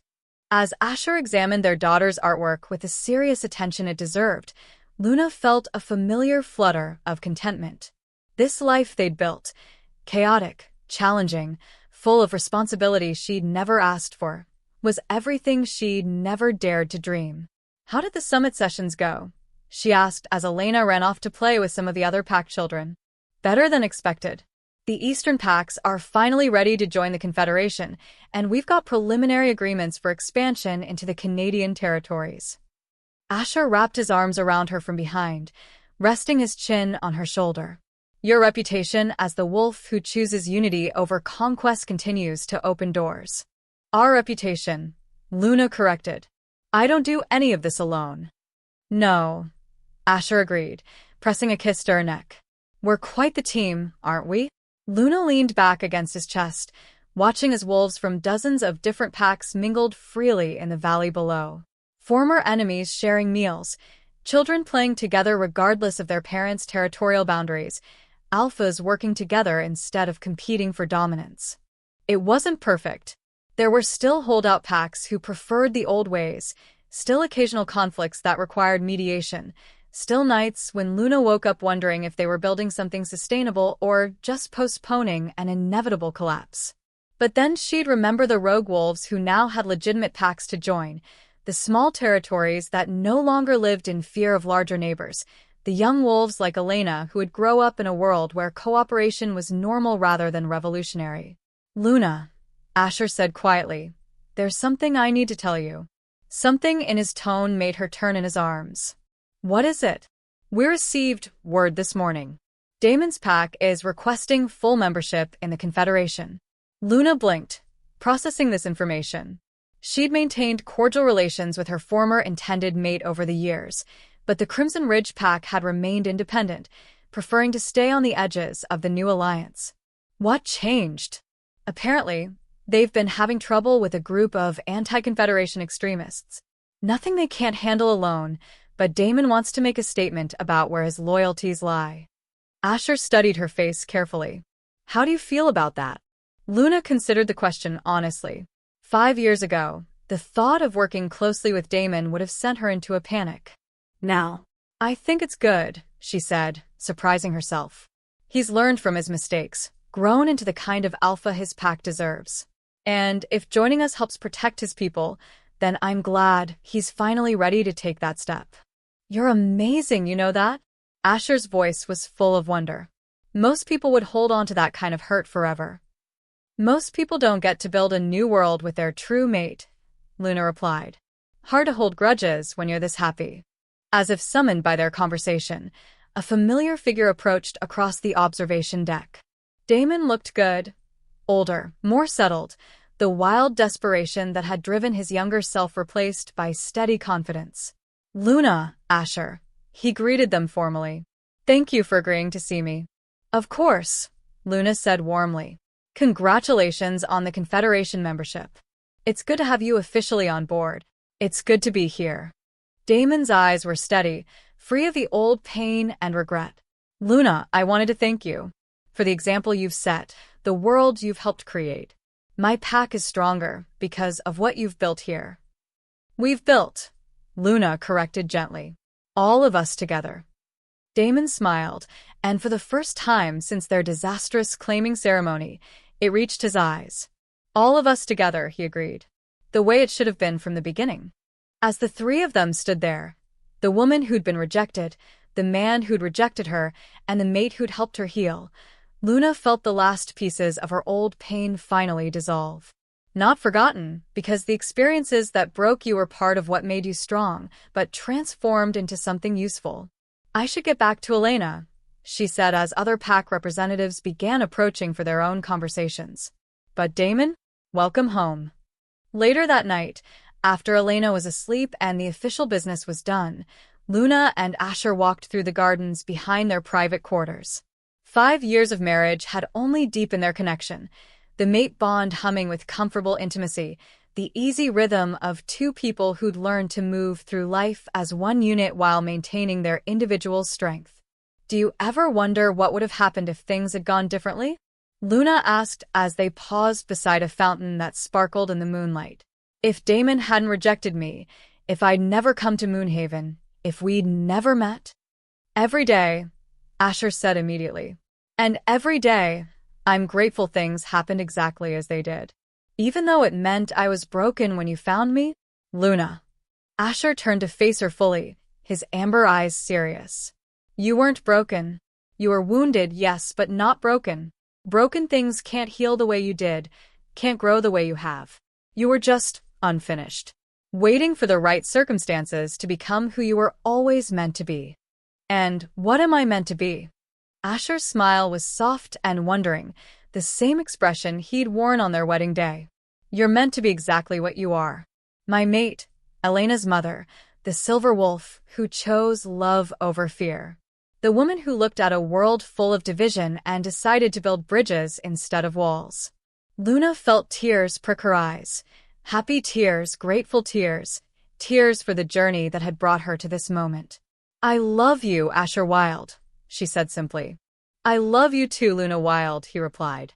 "Forever and always, no matter what comes. As they kissed under the watching moon, Luna felt the silver power that had once seemed like a curse settling peacefully in her chest. It was part of her now, as natural as breathing, as essential as the mate bond that connected her to the man in her arms. She was the silver wolf of prophecy, the bridge between what was and what could be. She was a wife, a mother, a leader who'd learned that true strength came from lifting others up rather than tearing them down. But most importantly, she was Luna Wild, a woman who'd taken the worst thing that ever happened to her and transformed it into the foundation for the best life she could imagine. In the distance, she could hear the sounds of the pack settlement, children laughing, adults planning tomorrow's activities, the comfortable murmur of a community that knew it was safe and valued. This was her legacy. Not the power in her bloodline or the prophecies written about her fate, but the world she'd chosen to build with the people she loved. And it was more beautiful than any destiny she could have imagined. The end.